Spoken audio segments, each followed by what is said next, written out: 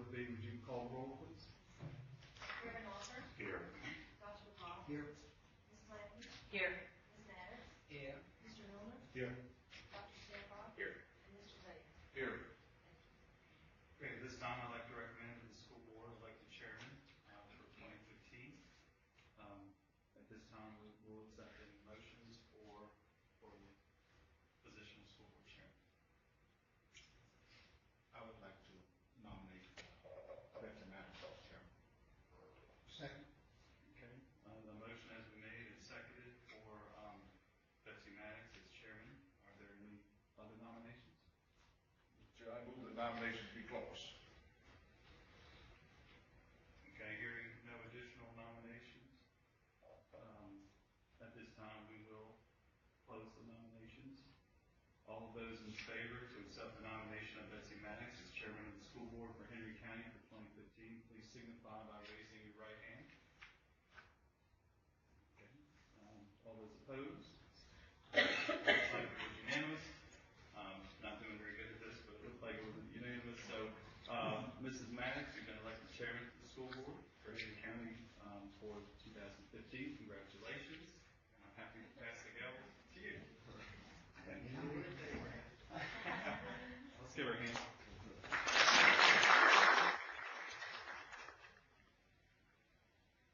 Well, thank you all for that, and we'd like to especially thank Joe this morning for the wonderful job he's done for the last 2 years as our chairman. I think he has set the bar for the rest of us, and he's certainly been professional and has kept us informed of things that we need to know. We really appreciate it.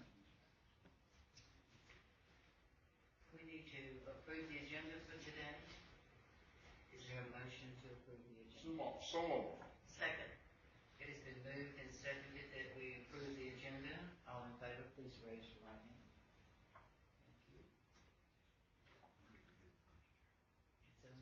Thank you. We don't have any speakers today, but we do have some visitors. We appreciate the staff being here. I know they were thrilled to get to come out on regular time today, as cold as it was, but we appreciate them being here, and also the press, as always. Have you asked anyone to do the invocation? I left that to Oh. Will and the new chair. Okay. Okay, Reverend Arthur, would you consider doing the invocation this morning, and lead us in the prayer?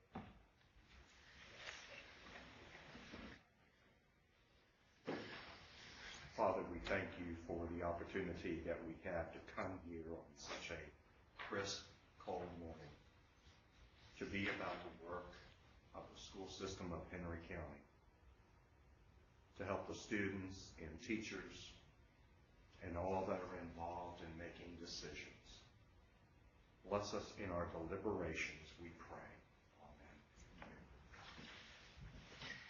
I pledge allegiance to the flag of the United States of America and to the republic for which it stands, one nation, under God, indivisible, with liberty and justice for all.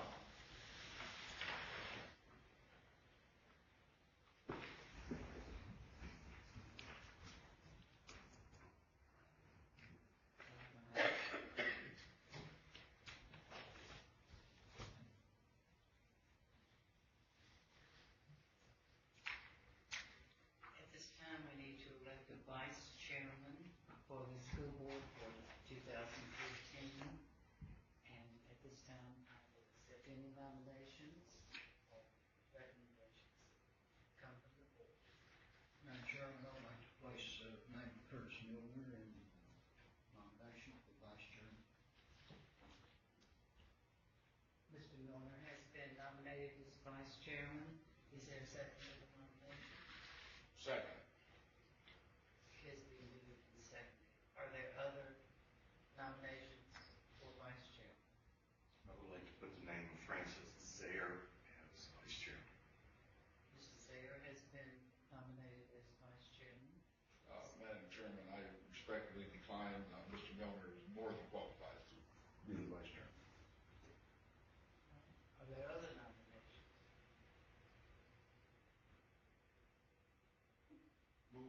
nominations be closed.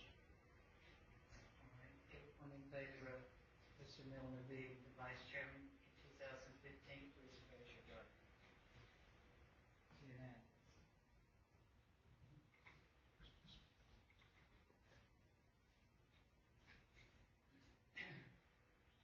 We now must appoint the clerk and the deputy clerk for the school board. Dr. Bowden? Yes, Madam Chairman, I do have the recommendation of Melinda Overby, who's done such a fine job in this role. And I'd also like to add Mrs. Monica Hatchett as the deputy clerk. And I know we're both excited to serve this role for another year.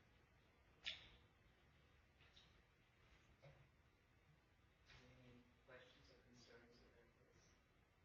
Everyone in favor of Mrs. Overby continuing as the clerk of the board and Mrs. Hatchett being the deputy clerk to serve in her absence?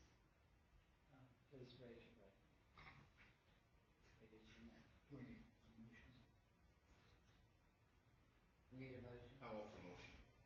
I second it. Sorry.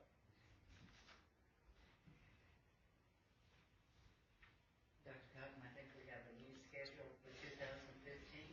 And we do have a proposed schedule for school board meetings for 2015. This is very similar to what we've done for the past 2 years. Generally, it is that first Thursday with a couple of exceptions that you'll note throughout, one being in December in particular. But we've done this for the past couple of years, and I'd ask the board to approve this schedule for this year.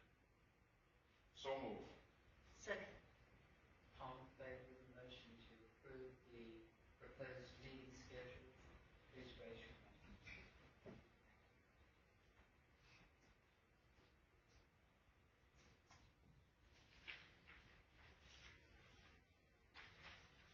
Every year, law requires that the superintendent have a designee to sign certain official documents in his absence.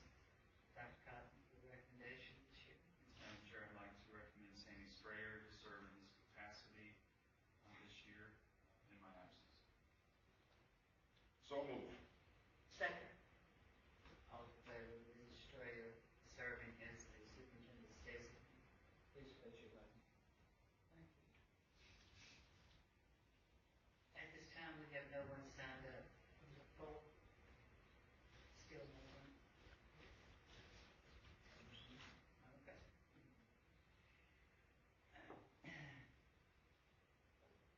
We're going to move to the information agenda and have an update on our new curriculum.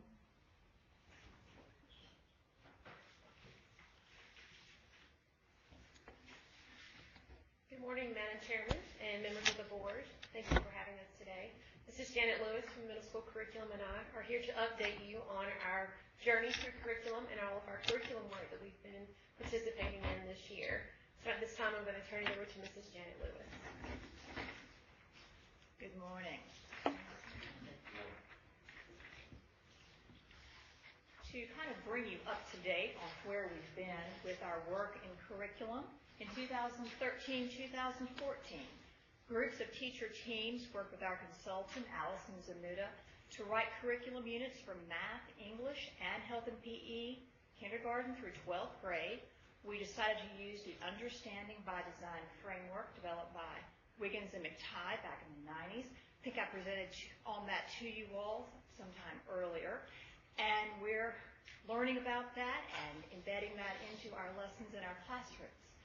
The curriculum staff revised our lesson plan format to better match the needs of Understanding by Design and to allow our teachers to incorporate those critical elements. We also, as a staff, developed 4C resources for all levels, K through 12, in the county. While we based our work on other people, these are unique to Henry County Public Schools and our definitions and our rubrics that we are using, which we'll see here in a few minutes. So where are we now in 2014-15? Instead of giving you a PowerPoint that was static and controlled, we wanted to show you live what teachers have access to on the Henry County webpage. So if you go to our Henry County webpage, they log in under the staff button, and they get to a page that looks like this. And you can see right there at the very top, because we felt this was very important, we see Henry County Public Schools curriculum. And this takes you to a page where teachers can quickly and easily access the materials they need to use the curriculum in their classes. So we see at the top, curriculum guides, English Language Arts, Math, and Health and PE.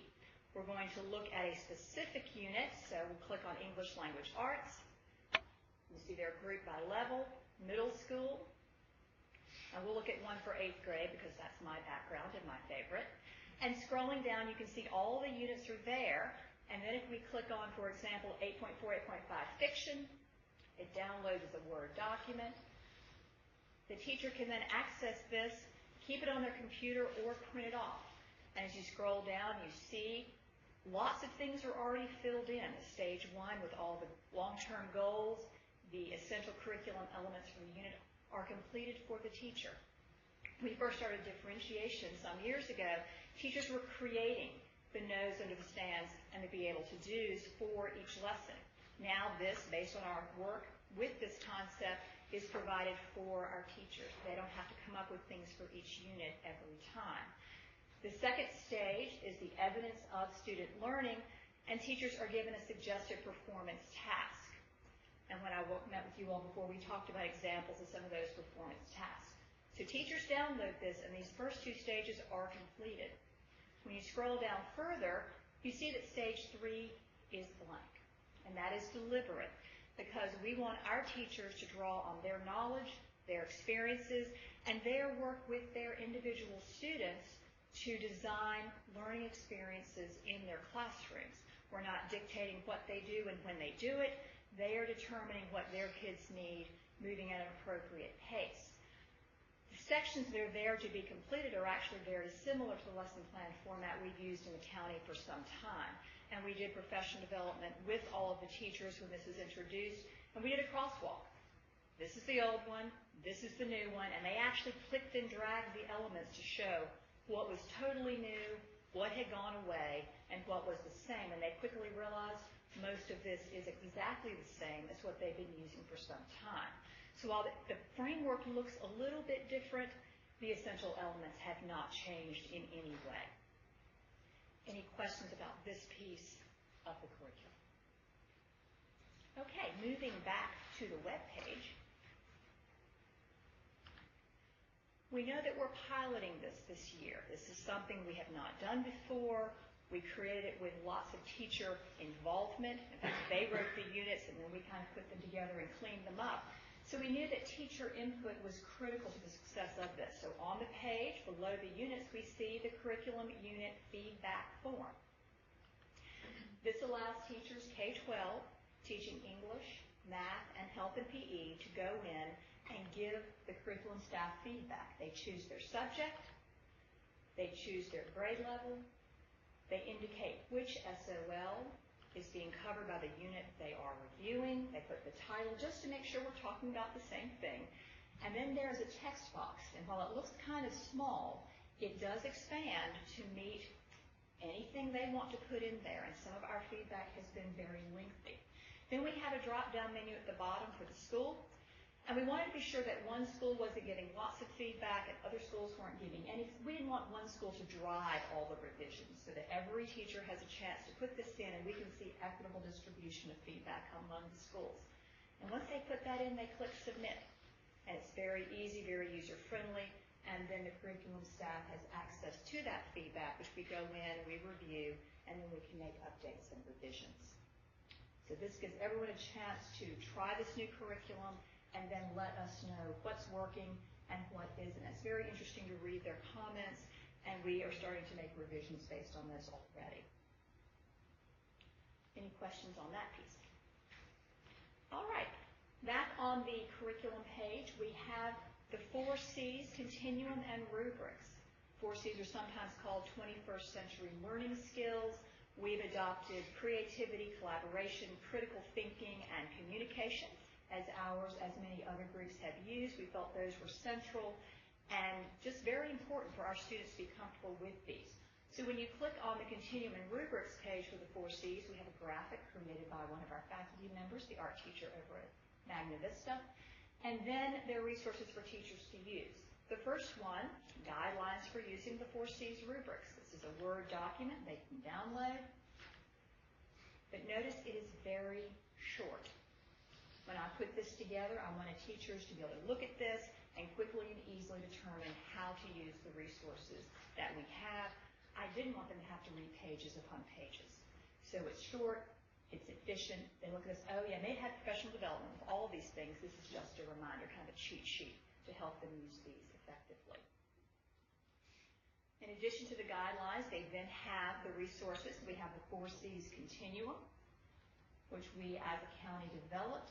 And you can see there, each of the C's is defined in Henry County language, and then we have the levels of the work students will do. This document allows teachers to design effective assessments in their classroom at appropriate levels for their students. For example, a kindergartner would not be working on a task at the exemplary level. Kindergartners would be working at novice because they are very young. Juniors and seniors would be working primarily at the exemplary level. So teachers use this to design their assessments. So what about assessing the assessments? We've created rubrics that allow teachers to use these documents in order to grade student work, to determine how proficient are the students on these 4 subjects. So I'll show you one from a primary grade level. So we have a K2 collaboration unit. And this rubric, you can see, is very student-friendly. Liz Motley, our elementary specialist, put in these marvelous little pictures. And as we scroll down, we can see it's all on one page. These kids are 5 years old, 6 years old, 7 years old, and it's written in student-friendly language. And so a teacher can use both strands if they choose, or only one. These are done deliberately as Word documents. The teachers can copy and paste what they need to assess their students at that particular moment in time. Looking at a high school rubric, it's still going to be collaboration, but when you get to the high school one, it is much more complex. We still have some visuals, but there are numerous strands for the high school teacher to use in assessing his or her students' work. It still remains appropriate language, and they are vertically aligned. When we took these rubrics to work with them and revise them for our use, we made sure they match up. And one thing that the middle school and high school rubrics all have at the end is a self-reflection agency strand that supports the work done by Warrior Tech. So nothing is out kind of on its own. Everything is integrated and everything is aligned. One interesting point when we were working on these rubrics, and we were working on them here in Henry County, when we went to a conference at BASCD in Williamsburg recently, it was kind of exciting to hear one of the consultants that we work with, Alison Zamuda, share our rubrics with everyone in the state, saying what good work we had been doing here. And so we were pleased to get those accolades very publicly to our colleagues. Any questions on any of the 4 C's resources? So this is where we are right now. This is what our teachers are currently using. I'll let Ms. Durham share where we're going next. Curriculum is a continuing job. It's a work that is never finished. So I'm going to kind of explain to you where we are going. Mrs. Lewis has explained where we've been. We're currently working with Dr. Kate Remajoin on looking at the rubrics and the alignment of our curriculum that we currently have posted. Mrs. Lewis showed you the English and math and PE. We're looking closely at that for alignment to make sure the performance tasks are in line with the goals and objectives to ensure that our students are being assessed on what we need them to be assessed on. We're also working right now with the K-12 Science, Social Studies, and Fine Arts curriculum writing teams. We started that work in the fall, and we're continuing to work with them this semester on writing curriculum for science, social studies, and fine arts.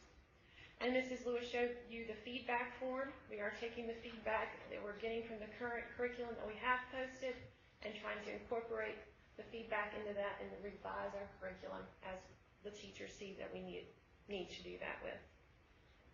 And that's where we are. Like I said, curriculum is an ongoing ongoing process. It's constantly revising and revisiting and editing, and we are on a journey, but we do think we're on the right path. So thank you for your time this morning. Do you have any questions or concerns or that you'd like for us to answer? Mrs. Lewis discussed lesson plans, but what is being done to simplify and lengthen or lessen the lesson plans and the burden on the teachers to do the lesson plans? We feel like, as she showed you at the beginning, that stage 1 and 2, that's completed for the teacher. They don't have to do any of the performance tasks. They don't have to come up with the understands, the knows, the do's. That work has been done for them by the curriculum writing team. The only part that they have to work on is stage 3, which is their daily lesson plan, which is what they've always been doing. And like she said, we did do a crosswalk with them. It showed them how the new format meshes with the old format, and it looks very similar to what they were doing. So it's what they're doing is currently what they did before. It's when we actually helped them by giving them stages 1 and 2. I'm sure the feedback has been very positive from the teachers. We've gotten lots of positive feedback and good feedback that we can take and revise, feedback we need, because it's not for us, it's for them. So it's feedback that we're listening to.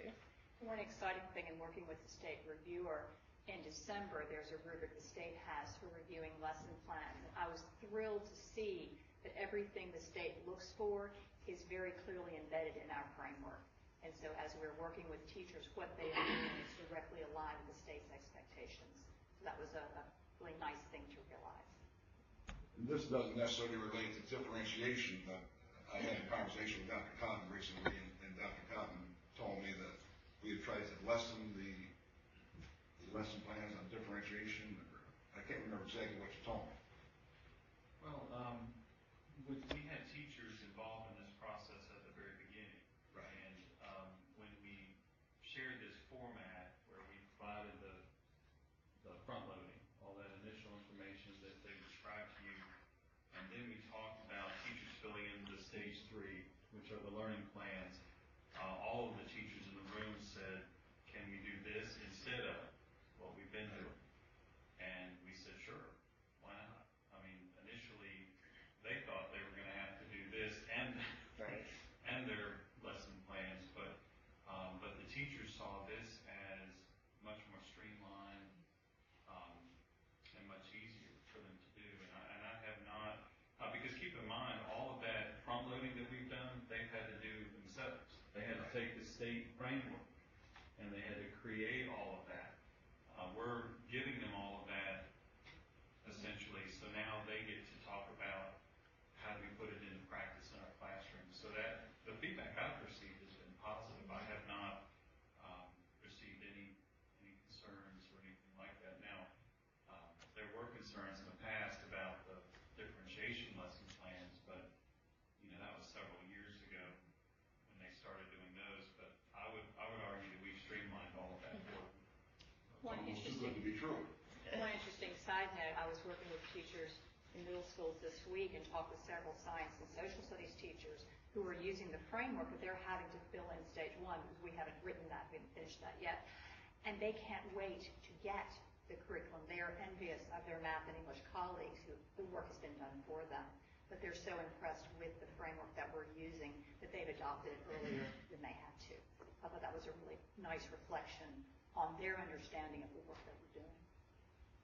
One thing I noticed during the presentation several times, the word guidelines was used, and I like that idea.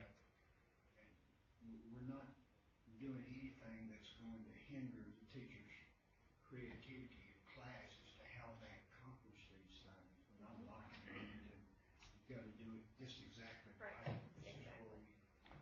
This is where these are the things that we accomplish.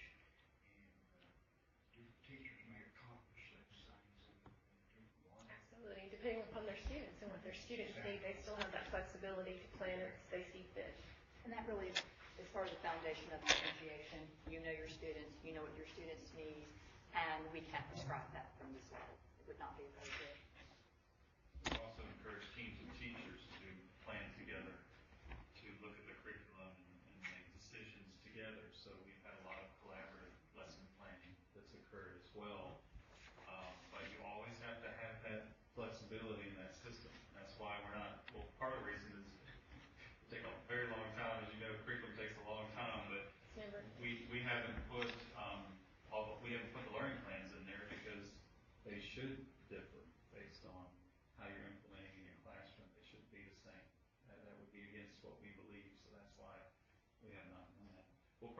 some model lessons in there for them to use as a resource, but you're exactly right, we need to give them that flexibility.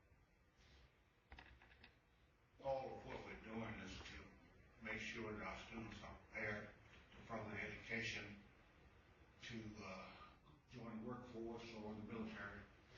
Along the way, though, we have to contend with things called SOLs, accreditation. So, is what we're doing being bounced off results of our SOL, our accreditation, to make sure that we're teaching what we need to teach? Absolutely. So we can pass the SOLs, that we can stay accredited. That's a wonderful question, and that's a question that our teachers have too. That's exactly, you're right on target with that, and that's what stages 1 and 2 address. We start with the SOLs, and we look at the expectations and the standards, and that's how we start the unit planning based off the SOLs and what the state requires us to teach. So all of our lesson plans and all the units that you see posted are standards based and based on the SOLs. Thank you. But what's also significant about this is in the past, our teachers were expected to look at the state Right. framework and make a lot of those decisions themselves. And the problem that comes from that is sometimes you're not teaching at the right level. Maybe you're not teaching or assessing at a high enough level so the students aren't prepared. But by working together to unpack those standards, we feel like and that's what's so important about a guaranteed and viable curriculum. Because what you do is you increase the likelihood that every classroom and every school, every child is going to get the same level of rigor within the classroom. So that's really what we're working to.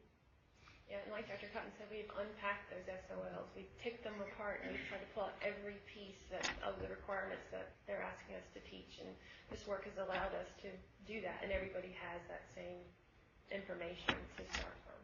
It's also a very streamlined process. I was in the classroom 2 years ago, and it's burdensome to juggle all the different things from the state. SOLs in one document, curriculum framework in another document, your textbook resources, your own ideas from classes and reading.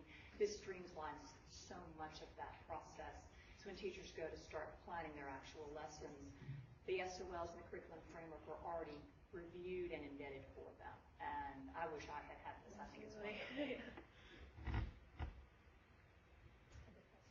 There are questions or comments? Thank you, ladies. Thank you. Thank you for the wonderful job you've Thank done. I know it's time consuming and it takes a lot of energy, Interesting. a lot of help. Thank We you. appreciate you doing that. You've done a great job. I skipped over item 11 because it is blank on my screen, but we have some very exciting news today. Yesterday, Dr. Cotton was named Virginia Association of School Superintendents Region 6 Superintendent of the Year. And we certainly understand. This, of course, puts him in the running for the State Superintendent of the Year. But unfortunately, that's not going to happen overnight. That's in May, I understand. So he has a lot of time to add to his basket between now and then. He's blushing a little bit. Yeah. Turning red. I always get nervous when we go off script here, but thank you. Appreciate that. So we're very excited about that, and we certainly understand why. We'll now move into the consent agenda. There are a number of items there, the minutes and the bills for payment and so forth. Is there something there that one of you might wish to pull out before we approve the consent agenda?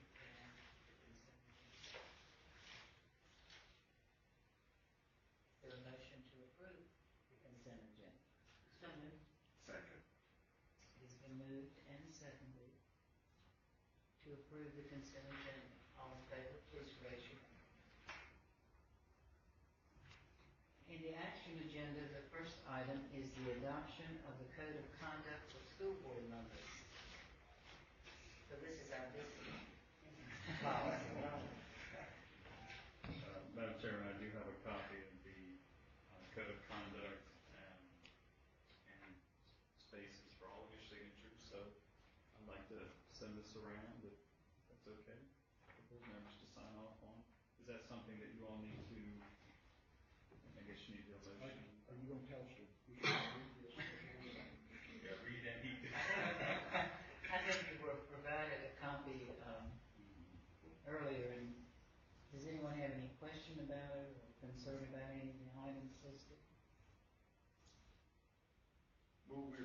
Chairman.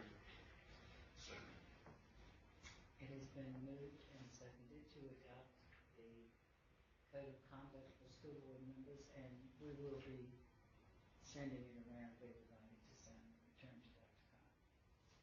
The second item is the approval of updates of certain school board policies on second reading. Madam Chairman, I believe we need to vote on the adoption of. I'm sorry. All in favor of the adoption of the code of conduct, please raise your hand. Thank you. Okay, you're ready. Good morning, Madam Chairman. At the December board meeting, we did provide a slate of proposed policy revisions. Those policy revisions reflect efforts to continue to bring policies into compliance with new or existing laws and regulations. All have been reviewed and verified for legality by the Virginia School Boards Association or by our legal counsel. And these revisions are presented today as a second reading. It is recommended that the policy revisions be approved as presented.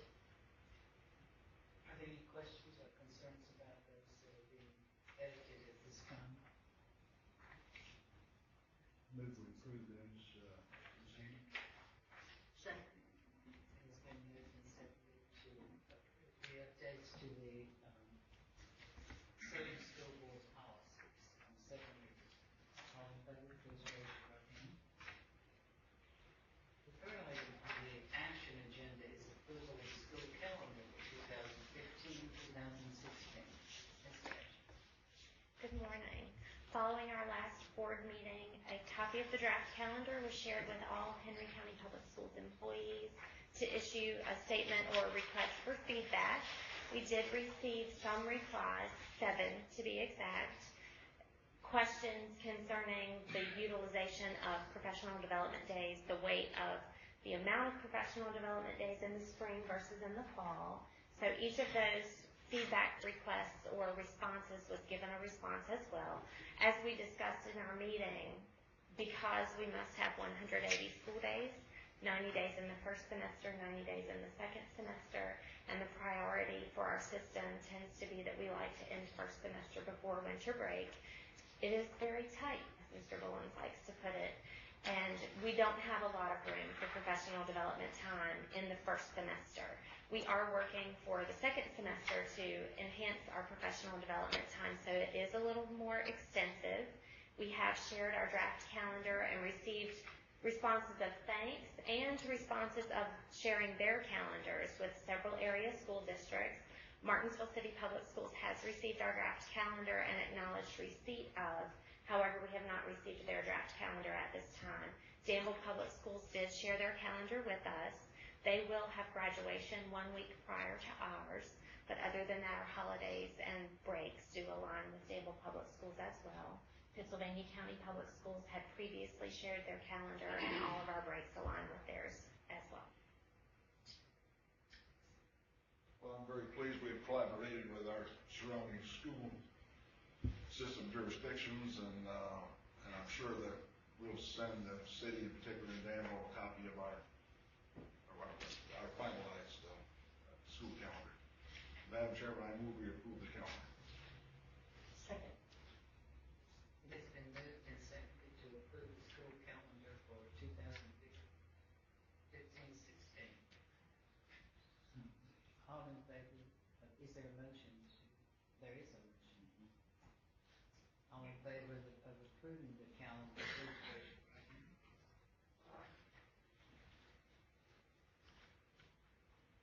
The next action agenda item is resolution in support of the funding of public education in Virginia.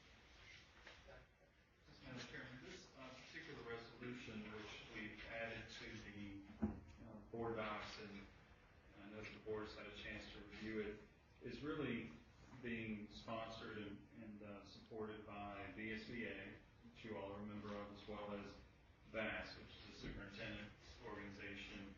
And really what this does is it outlines the importance of funding public education.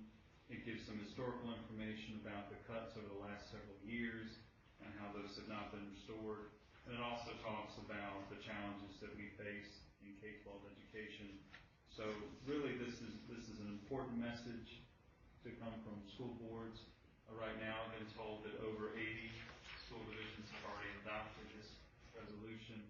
I would like for our board to consider doing the same. I prefer not to read it, it's rather lengthy, but it is posted online, and I know that you've had a chance to review it as well, but I'd like to propose that the board adopt this and join the other school divisions across the state who are sending a very strong message about the need for increased funding for K-12 education. Any questions or concerns about the resolution? I offer a motion that we adopt the resolution as sent. Second. It's been moved and seconded to adopt the resolution in support of the funding of public education in Virginia. This also follows in line with the request that Mrs. Carter made Yeah. to us from the Teachers Association, asking that we support this. So be in favor of this motion. Yes, thank you, Dr. Duval. I meant to say that. I should bring that up. She did talk about it when she was at the last meeting. All in favor of the motion, please raise your right hand. Approval of updates to e-vision. Yes, Madam Chair. This is, I wanted to provide the board with an update on our strategic plan.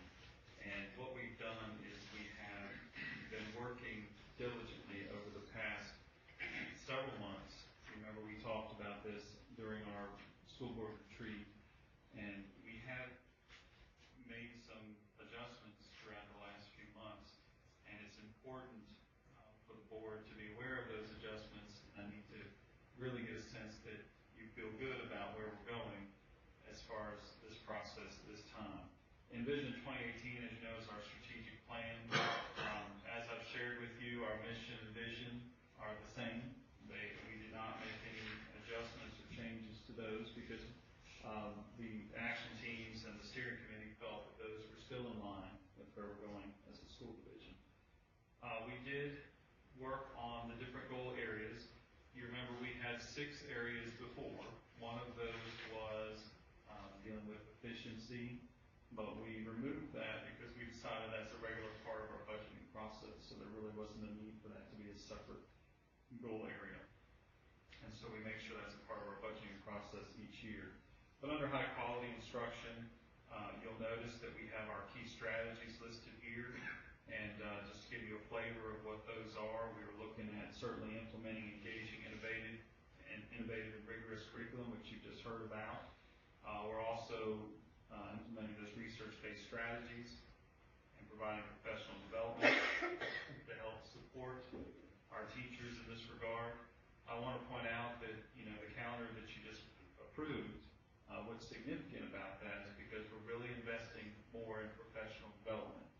And the challenge that we have is, we don't want to take teachers out of the classroom more than we have to, because what we know is when teachers come out of the classroom, then that's not a good thing for students to not have a teacher in the room. So we have built in some additional professional days. We've talked about a teaching and learning conference that we are looking at doing maybe mid-year, as well as probably at the very end of the school year as well, where we're going to have fellow teachers, because we have them in our school division, who do an outstanding job. We're going to have them teach their colleagues. And that's what our teachers are asking for. They're saying, stop bringing in all these people, let us learn from each other. So we've got some significant things going on with professional development.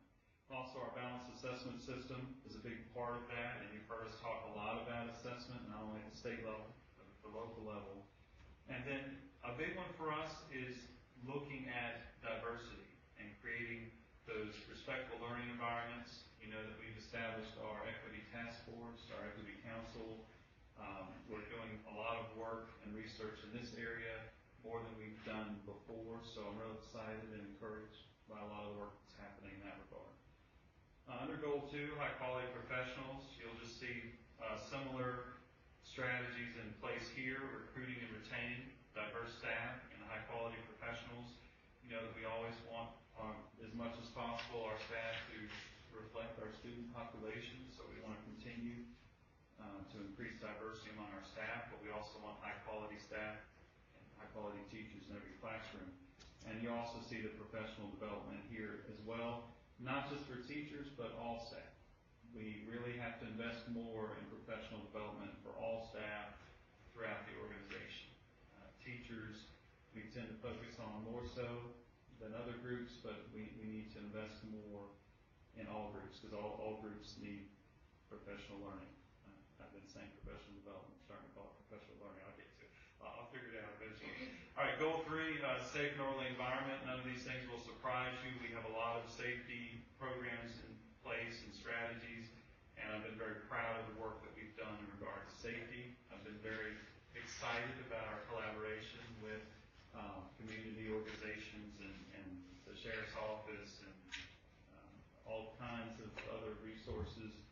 We've really come together to help our students in our community, and really good things are happening, and I think you all are well aware of that. Also, we're really focusing on our facilities and making sure that they're in good shape, but the twist on that is we're also looking at how can we make our schools more conducive to the kind of learning that we're encouraging. If we believe in collaboration, creativity, communication, maybe that doesn't mean white walls and gray trim in every classroom and the same furniture that we've used for the last, I don't know how many years. So we're looking at ways that we can revamp learning spaces. An example, we have a couple media centers that we're really trying to revamp so that we can make these places where students have more of it's more of a place where students want to be, more of a Starbucks, Barnes & Noble kind of feel, if you will. So those are the kinds of things that we're working on, which is exciting. Goal 4, innovative and cutting-edge technology, and you know that's our claim to fame. We do a lot of great things with technology, creating those technology-rich environments, expanding the infrastructure, because you can't add all these devices if your infrastructure can't support it. We're also looking at making resources available to our teachers and staff, and again, you'll see the professional learning there as well. That kind of ties throughout many of these goal areas. And then the last goal area, family community engagement.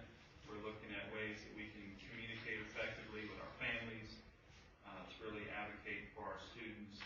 And we've already implemented a lot of great things with our website and through social media, which is we always get a little nervous about, but we've started, of course, with Twitter and Facebook and Pinterest, I want to say, but I still can't figure out how that's going to help us. But anyway, we're trying it out to see what kinds of ways we can get to everyone as needed. And we're also working on those partnerships.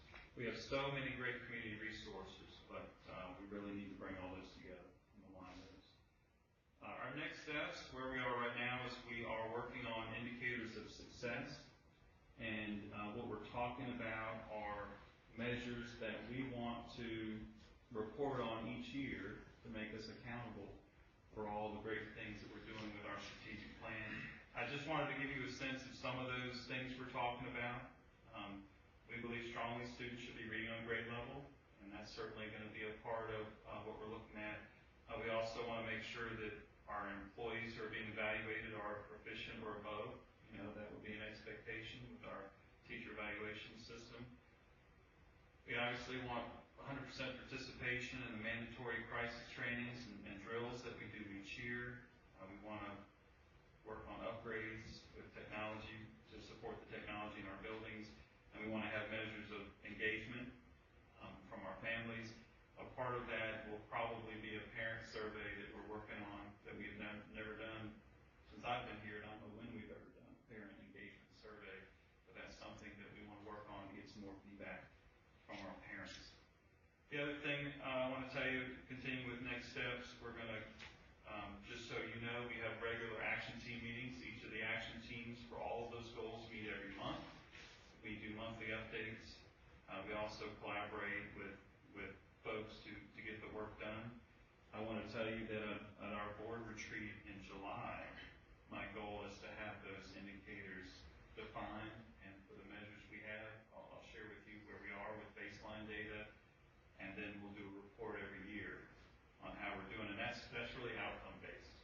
these things, but you need to have outcomes that you can hold yourself accountable for progress with the strategic plan. So what I'd like to do is certainly answer any questions that you have about the work that's happened now. Madam Chairman, if I can, what would help me would be a motion or a vote to approve where we are at this point, because the board really needs to have ownership of the strategic plan, because this is such an important part of what we do in Henry County. So, any questions that you have, anybody answer those?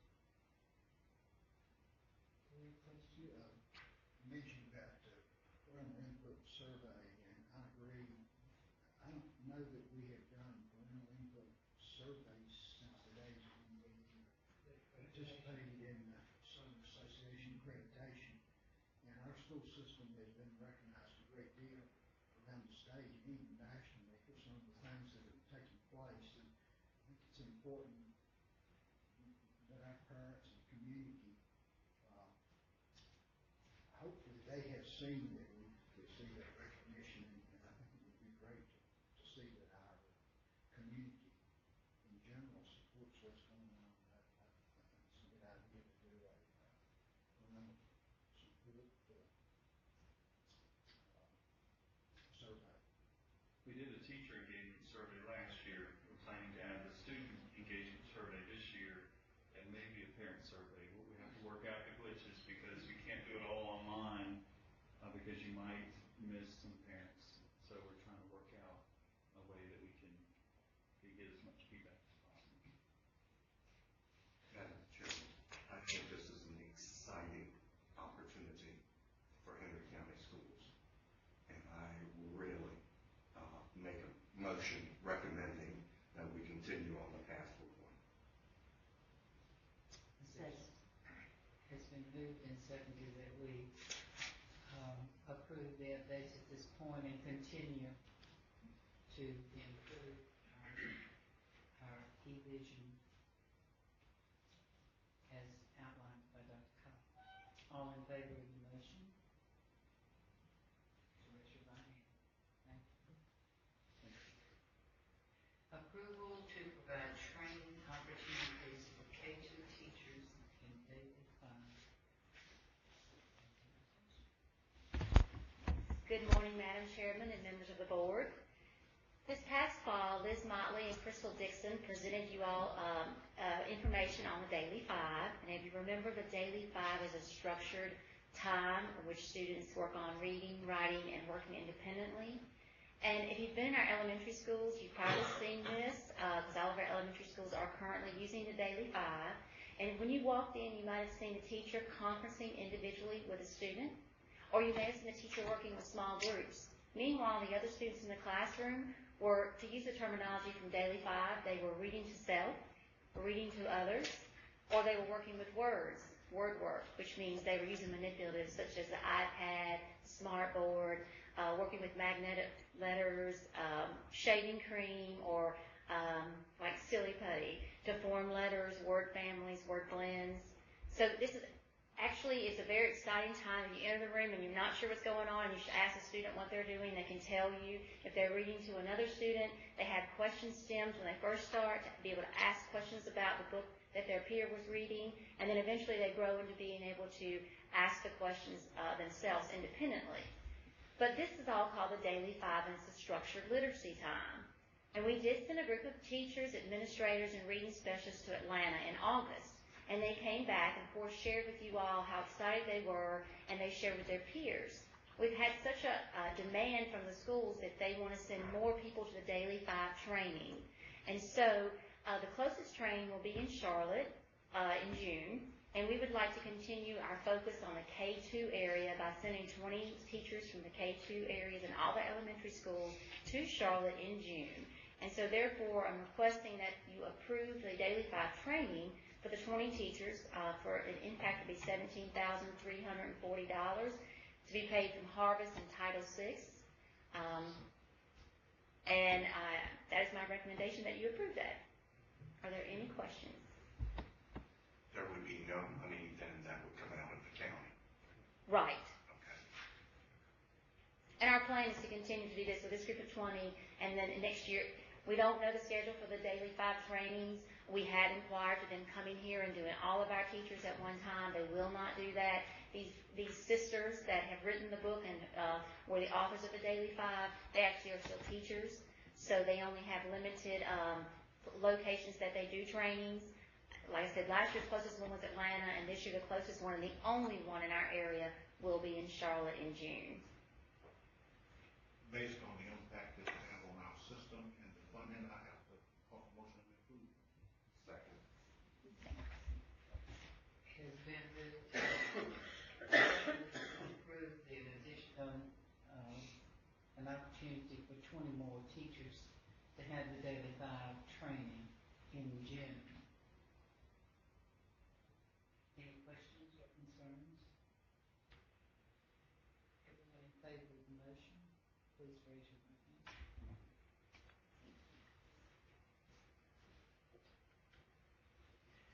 This must be,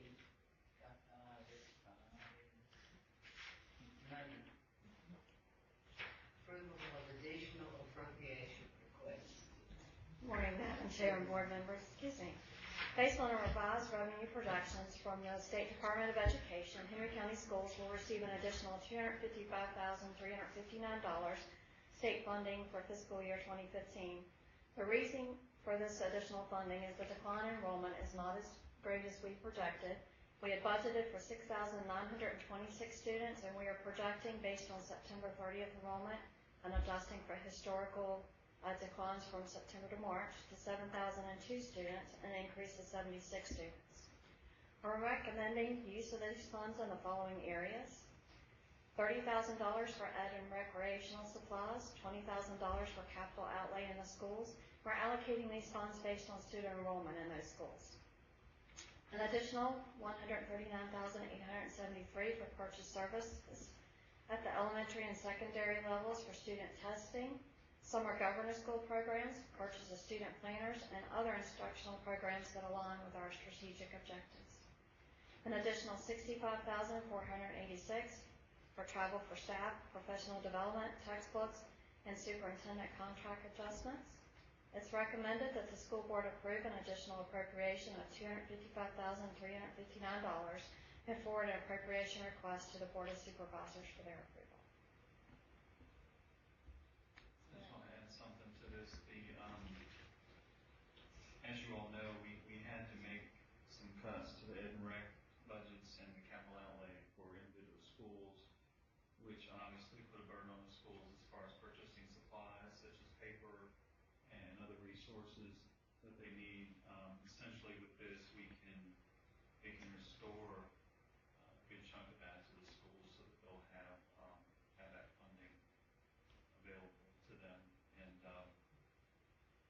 And by the way, when we talk about the budget later, you're going to hear that every principal said, please restore ed and rec funding for us moving forward, because that was definitely a burden on them this year when we had to make those cuts. Madam Chairman, I move we ask the Board of Supervisors to approve an additional appropriation of $255,359. Second. And seconded to approve the additional appropriation request and send it forward to the Board of Supervisors. Everyone in favor, please raise your hand.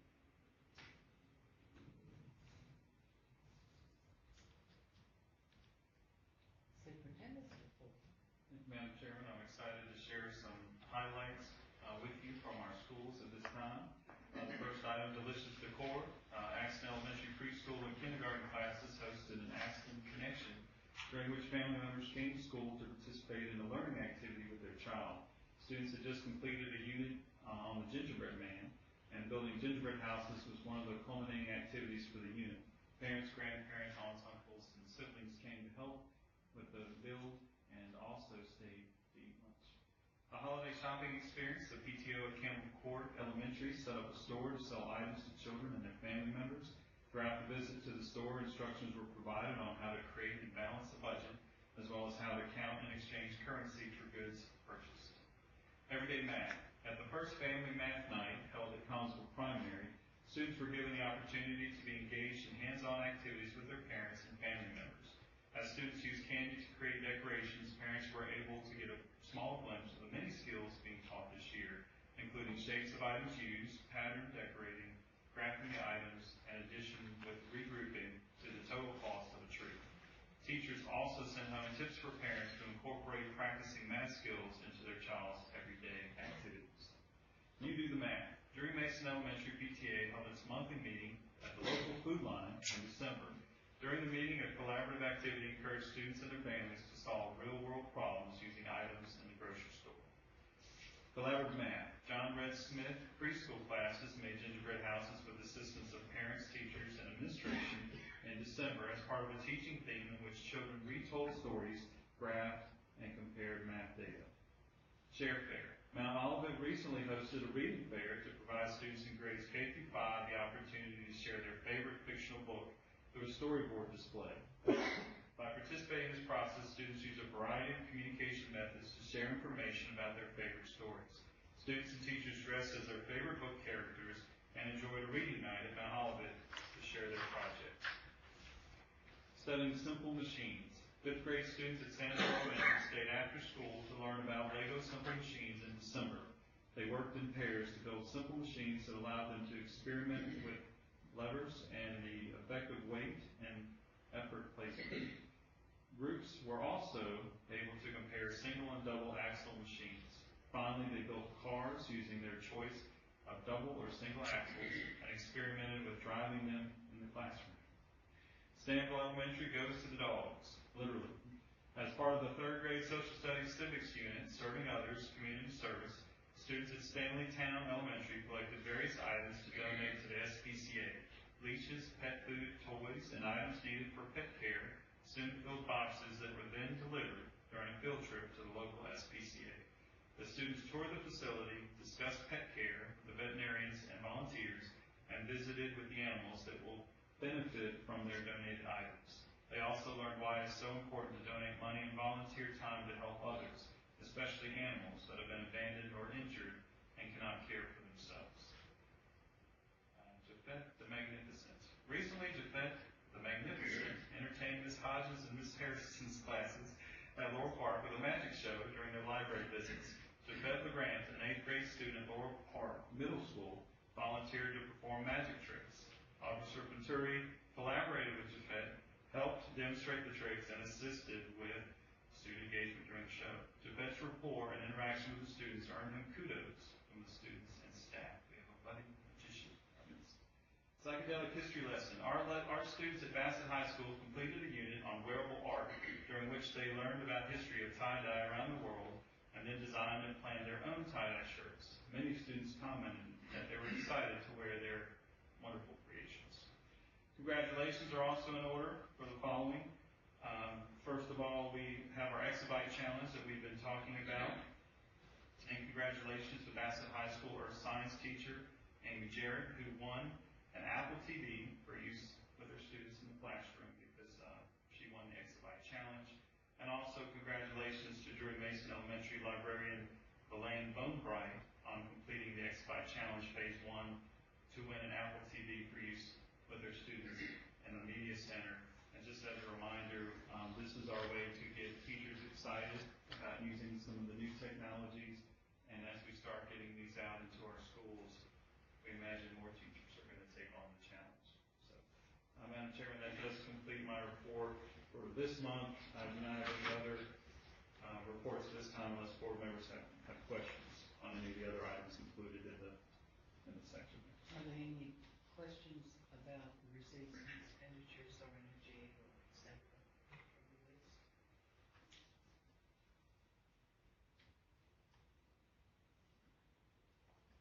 Are there matters from the board that need to be brought before us at this time? Madam Chairman, I'm sure you all had a chance to read the memo that I sent out to you. I recently looked at our extended leave policy, and there seems to be some misunderstanding about whether it applies to all school board personnel or not. I believe whether you're a bus driver, cafeteria worker, paraprofessional, or whatever, that all employees should be eligible to apply for. could envision where somebody might need to take a couple months off to take care of one of their loved ones, or it could be a personal illness, or could be a couple months to finish a college degree. So, to make a long story short, I would offer a motion asking Dr. Cotton to amend the policy so it applies to all school board personnel and bring it back for our consideration at our February 5th meeting.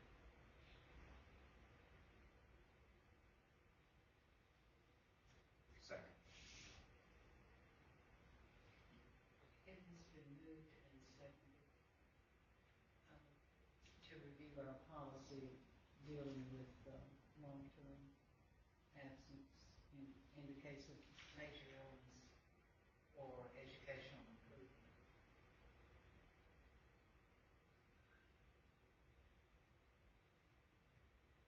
All those in favor? Can I make a Yes, comment you on certainly that? may. I have a problem with adjusting personnel policy during the course of the school year. I think it's much more appropriate if we're going to make major personnel changes. And this would be a major personnel change that it be done to take effect at the beginning of a contract year. I think changing personnel policy in the middle of the year smacks of addressing individual concerns as opposed to concerns of the whole personnel, of all personnel in the division. I would have trouble supporting this motion at this time of the year. I wouldn't have near as much trouble supporting it if it were done so that it would apply to all personnel at the beginning of a contract year.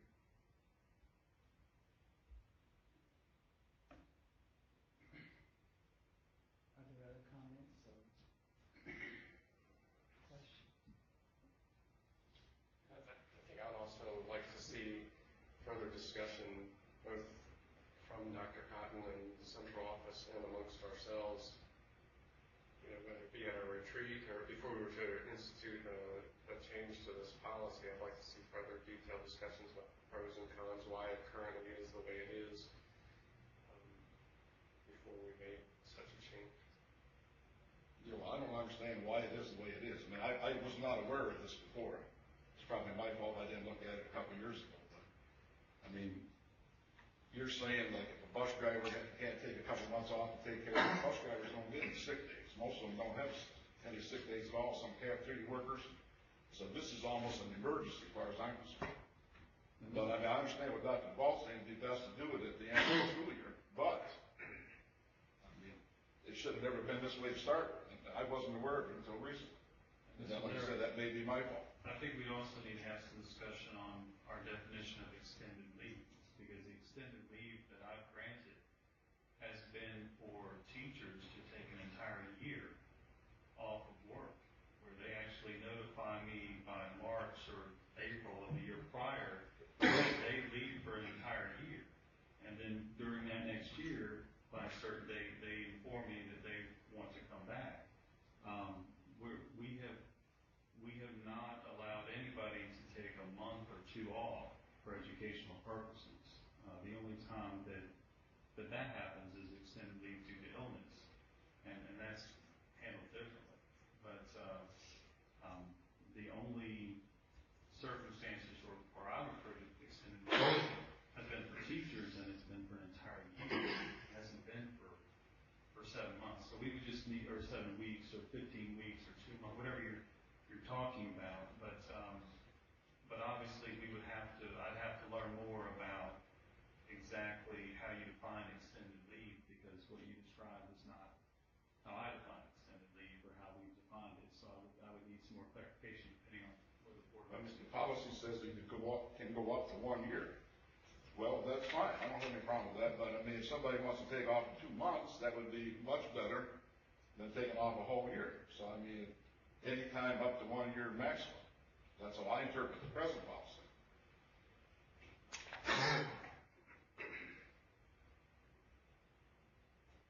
Well, I can tell you that I have only approved a handful, and it's been for an entire year. Is that correct, Ms. Swain? Oh, I understand. Like I said, you and I came in about the same time, but it's been handled much differently before you and I came, and that's not your fault, and that's not my fault. But I'm just trying to clarify this. You know, we can make exceptions in any policy we want to, but I'm just trying to clarify the whole policy so we don't have to make exceptions if they're warranted.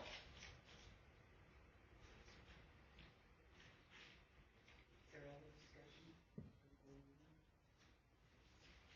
Those in favor of the motion on the floor, please raise your right hand.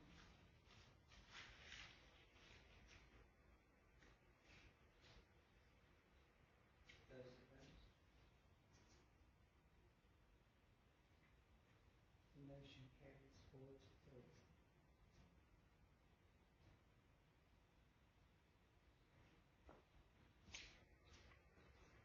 This Other is, matters to be brought before the board.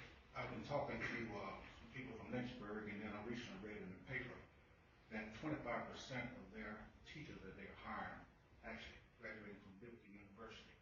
So are we including Liberty University in our job fair as far as recruitment, looking for teachers? It's only an hour and 15 minutes away. We have not attended Liberty in the past. We can certainly look into that. Well, I'm not aware as to how many teachers they graduate, what kind of program it is, but I just thought that this was rather interesting, and that these people choose to stay close to home once they graduate, and that would probably be a benefit for us too. Okay, and another thing, on-time graduation. We're starting the final semester for our seniors, and look like every year we wind up the last couple of months, and we get surprises that people are not going to graduate. So are we scrutinizing the seniors to make sure that they're on track, and we're doing all we can to make sure that they graduate on time? Because this is not only affecting the student, but it's also affecting our system as a whole, that we meet the state guidelines as far as on-time graduation. And Mr. Milner, if you remember, we did a presentation on that where we told you exactly what we're doing and how we're following up with these students. We've also met with parents. We've provided them with a letter on expectations and what's required for graduation, and they're following up. That Ms. Black gave us a written plan, and we have to follow up, checking the SOL scores of those students that need SOL verified credits on their graduate. And I have talked to both principals, and they are doing that. To increase those numbers, to make sure that to try to get all the students to make it. Madam Chairman, I would like to, I know that we're probably going to recognize these kids, but what an exceptional job that our Magna Warrior football team has done this year. We're all very proud of them. And also the information that we've gotten today from about the curriculum and different things.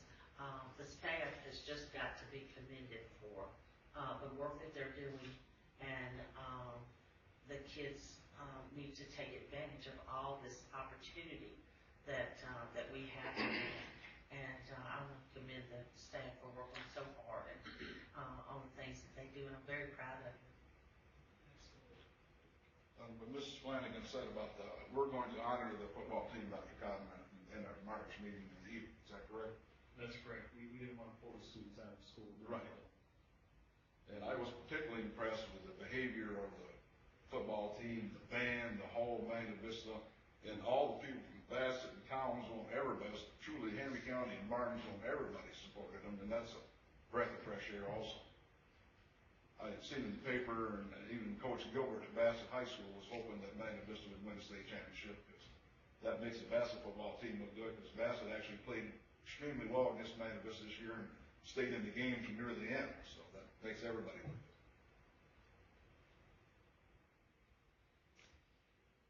Are there other matters from the board? We had, as a board and central office, received a significant amount of feedback from the community over Christmas. And because of that, I wanted to just bring up a couple points by way of clarification.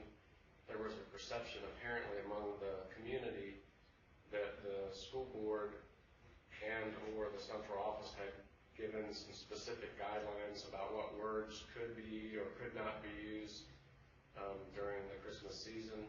And I want to, again, for a point of public clarification, state that that was not the case. And Dr. Patton certainly chime in if I misrepresent what actually happened. But a memo was sent out by central office to the principals of local schools just offering some general guidelines around the holiday season. And apparently there was some misunderstanding, either in the way that was translated to staff, and that impacted some programming during the holiday season in a way that some of the community found offensive. Because of this, we've discussed amongst ourselves a bit that if a memo like that is even necessary, that the board would like to have input on that in the future. That's essentially by way of clarification to address some of the concerns that the community has brought forth. And as you said, it really wasn't a memo, it was an email, but still a directive that we did have principals who asked about decorations during the holiday season, and the guidelines that were provided are the same guidelines that have been provided for several years. When I talk to former principals that are in central office, that was always their understanding. So I think there was an issue with how it may have been translated to the staff at the school level, but certainly none of that direction came from me as far as saying Merry Christmas. And I even had a parent email me and say that a student got suspended for saying Merry Christmas, which is absolutely not true, and it's ridiculous. But again, when these kinds of things stir up in the community, and I will also tell you that Facebook is going to be the end of all of us, because some of the conversations that go on through social media, those are absolutely not true. So people make all kinds of assumptions, but the only direction that was given was to be mindful of decorations during the holiday season, and clarification that's been provided many times in the past, but for some reason variations on a theme ended up going out. And I'm not sure how that occurred, but as I've shared with the board, those directives did not come from me, and most certainly we did not tell them they couldn't sing a Christmas song at a holiday concert. So but anyway, I appreciate you bringing that up. But that is important to know that that's an example of how some of those things get misinterpreted. Other concerns? I would like to remind you of some meetings that we have coming up. On January the 22nd, there will be a budget input meeting on budget priorities and budget work session at 6 o'clock here in this room. On February 5th will be our regular monthly meeting, and February 17th, a joint budget facilities work session with the Board of Supervisors. And the January 26th and 27th is the Capitol Conference. That is the legislative conference. That is when we hear all of the things that the Virginia legislature is thinking about and working on, and also the national. On January 27th will be the new board chairman orientation, and on March 3rd will be the superintendent's evaluation workshop. March 21st and 23rd will be the SBA National Conference in Nashville, and the end of March the 27th will be the VSBA Hot Topic Conference. So you are reminded of these, and if you intend to attend any of the conferences, please get with me as soon as possible. At this time, we will move to the third floor. It will be an open to the public work session. A little bit on budget development at this time. So we will move upstairs at this time.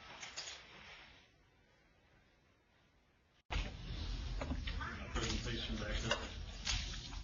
As we're getting the presentation up, I wanted to share with you where we are in the budget process, and I do want to get some feedback from the board as well. We're still early on in the budgetary process, but I wanted you to know what I know at this point in time. And you can get the PowerPoint up, I think.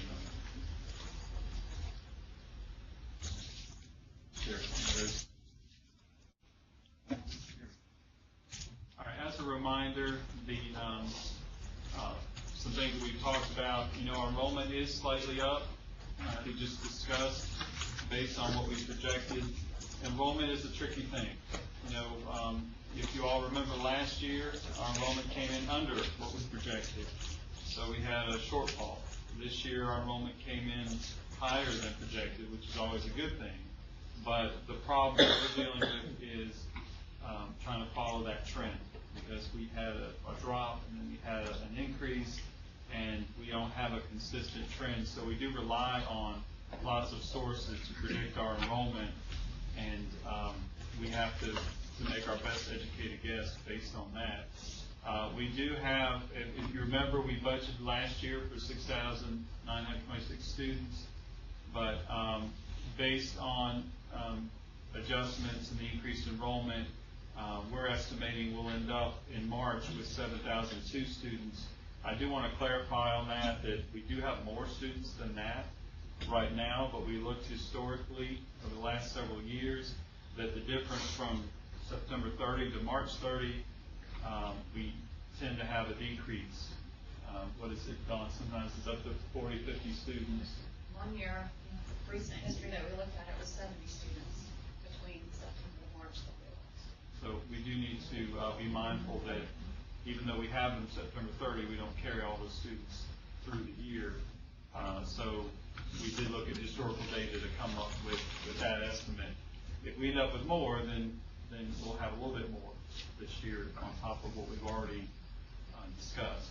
As we're looking forward to the new budget, certainly we always keep the vision and mission in the forefront. We also have our priorities that I won't go through because we've talked about those as we've gone through the process. But every budget presentation that we do, we continue to connect our budgetary priorities to our strategic plan, because that should really drive what you do as you're planning for your budget. And you'll see that these are aligned to each of our goals, and we've talked about that. I'm sure you all can see this from where you are. But the key that I want to point out is when we're talking about our estimates today, it's really based on our projected enrollment. When you put our projected enrollment in there, then that calculates the funding that we anticipate from the state. What we've decided to do is project a number of 7,000 students. I will admit that's a conservative estimate. We tend to be conservative when we do that because we want to be, we'd rather end up on the plus side than the minus side. And Dawn, we did have some different sources that received some estimates, and we had, I think, one lower than that and one a little bit higher than that. Okay, so that's why we did come up with 7,000. So based on that drives what we're anticipating moving forward. And I know you can't see that either, but that's that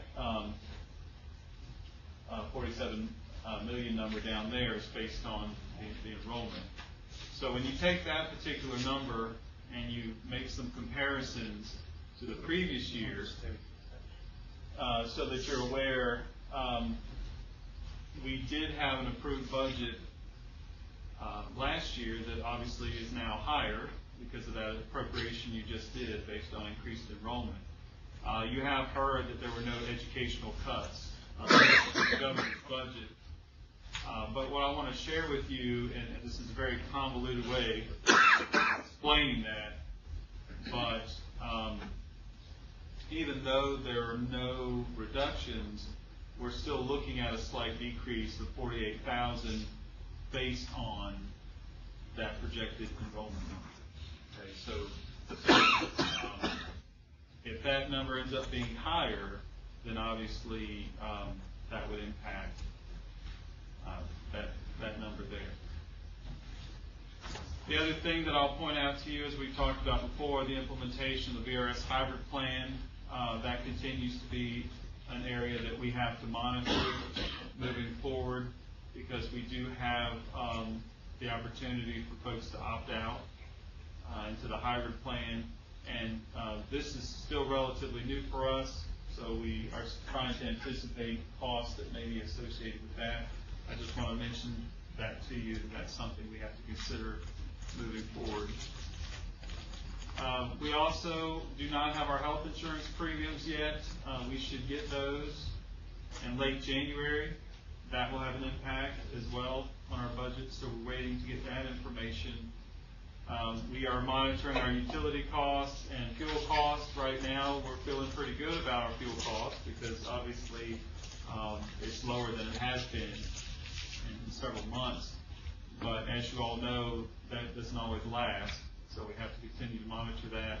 And then we continue to be challenged with our capital needs projects and so forth. What I'd like to do is I'd like to share with you some priorities that we've received. I've gone through with my senior leadership. We've gone through requests from all the schools and all the departments.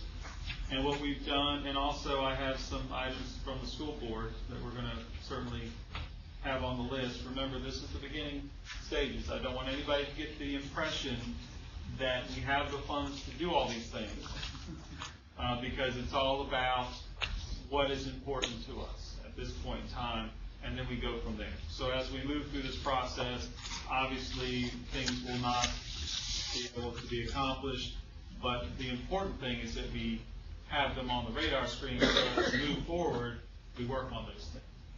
But what we're hearing from schools, I've already shared a little bit of this, they really want us to restore those Ed and Rec funds, and we're accomplishing that this year by using the additional funding that we just talked about in the board meeting downstairs. But they've all asked, please restore funds for us to purchase supplies at the schools, because they really felt that cut this year. They've also asked about capital outlay, which was cut. As Ms. Lawson mentioned to you, we do this based on enrollment, which is the equitable, fair way to do that. In the past, all schools got a set amount, which really doesn't make sense. If you're Carver and you have over 500 students compared to another school that has 300 students, why should you get the same amount for your supplies? So that's certainly something we need to talk about. We received a request to extend the bookkeeper at CCLs to 12 months. That particular position is only currently 10 months. We have received a request for an additional guidance counselor position for middle schools, as well as additional days for guidance counselors at the high school level. And we also have, by the way, as I'm listing these, we received a lot more requests than what I'm sharing with you. But these are some of the requests that we determined were valid for us to explore. I do want to point out this one here, the review, the itinerant allocations for elementary schools. One of the things that I've discovered is we've allocated music teachers and art and PE. Basically, every school receives the same allocation, which is not the most efficient way to do it. We really need to look at student enrollment, meaning that, for example, one school may need a PE teacher for an additional day at their school because they have more students. And we have not done that in the past. So right now we're exploring, could there be some savings there? And I don't know yet, but that's something that we're working on because it doesn't make sense that the smallest school has the same allocation as a large elementary school. It doesn't make a lot of sense there. So we're going to be working on that. From our central office, some requests that have bubbled to the top here.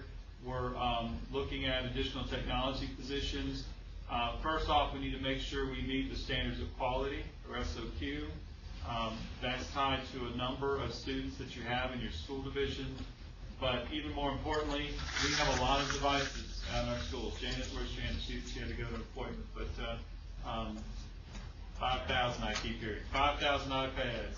And when you add all those devices and you don't have somebody to work with teachers on how to use those devices, it's certainly a challenge. So, first of all, if we need to make sure we meet standards of quality, it appears that we need one more ITRT position in order to meet that. But we also feel like it's important to serving our schools. Our curriculum specialists, you saw one of them present today, Mrs. Lewis. They are all on a different scale. We have 3 of them right now. One of them works 10 months. One of them works 10 months plus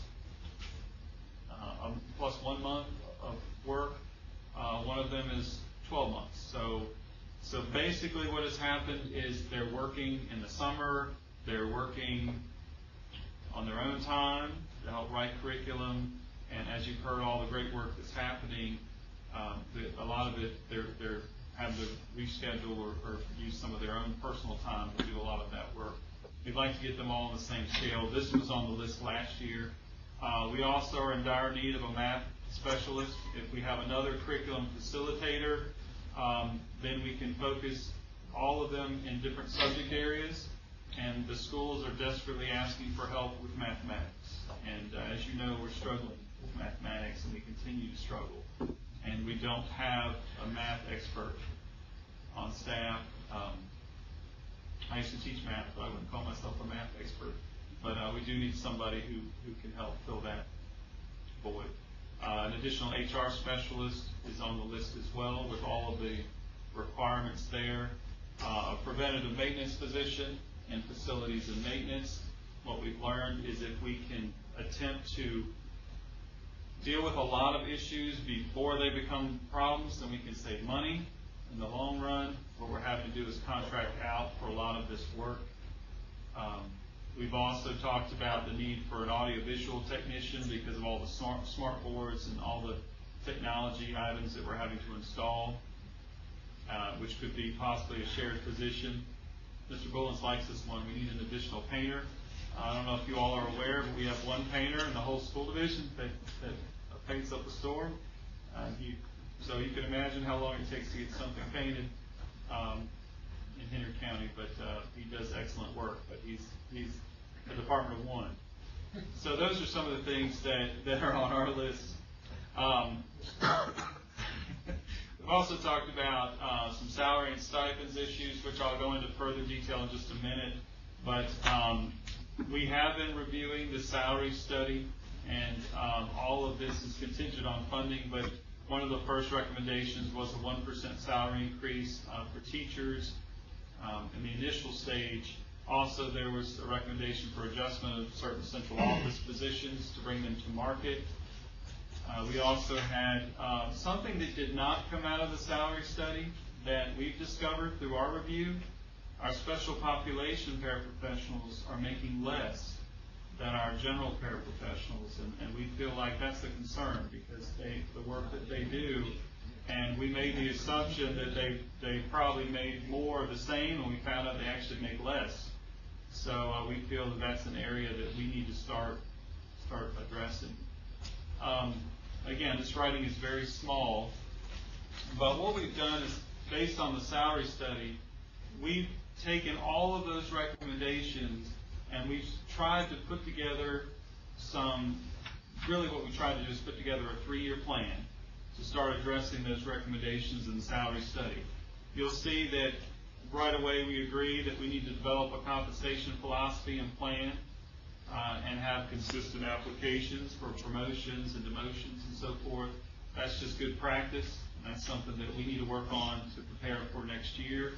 We want to certainly maintain our current programs for academic and athletic extracurricular supplements.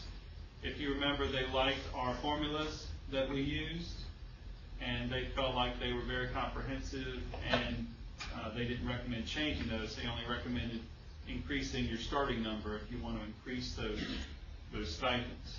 We also want to maintain those step scales for teachers and classified staff. If you remember with the salary study, they wanted us to go away from step scales and just do a graded open range system. But we don't feel that we should go that route with teachers and classified staff. We do feel that we should look at an open scale for administrators. But one of the things that we've learned is the teachers and the classified staff are really tied to those step scales because they're linked to their years of experience, and they have a real problem with when you separate that. The teacher increase we talked about, the other hard to fill positions, we have IT that we need to bring to market, some IT positions. If you remember, bus mechanics were on there as being in need of an increase. And Mr. Zare actually brought the next one up, which we agree with. In our initial phase, we feel like our bus drivers, our substitute bus drivers, need an increase from $45 a day to $60 a day. We're having difficulty recruiting substitute bus drivers, and they become our bus drivers in most cases. The bus aides, we'd like to look at an increase from $36 to $40 a day. The special population paraprofessionals I've already talked about, and then also some key central office positions that need to be brought to market, and we can talk more about what those are. Dr. Cotton, can I interrupt at this point? My memory on the salary study, and correct me if I'm wrong, was that our scale was kind of front-loaded, and that in the early years for teachers here, we're actually very competitive regionally or in similar size schools, but where we start to lag behind is the more experienced teachers, the teachers that have been with us longer. Based on that, why is the initial recommendation to fix that to give an across-the-board adjustment? Really, it comes down to cost. Year two is when we wanted to get to your point. There's a significant cost to addressing the top half of the scale, and what we were thinking was in year two that we planned for addressing, I want to say, I don't have the estimates in front of me, but the 1% was estimated to be around $320,000, but to do the 15 and above, wasn't that close to $900,000, if I remember correctly? Do you all remember?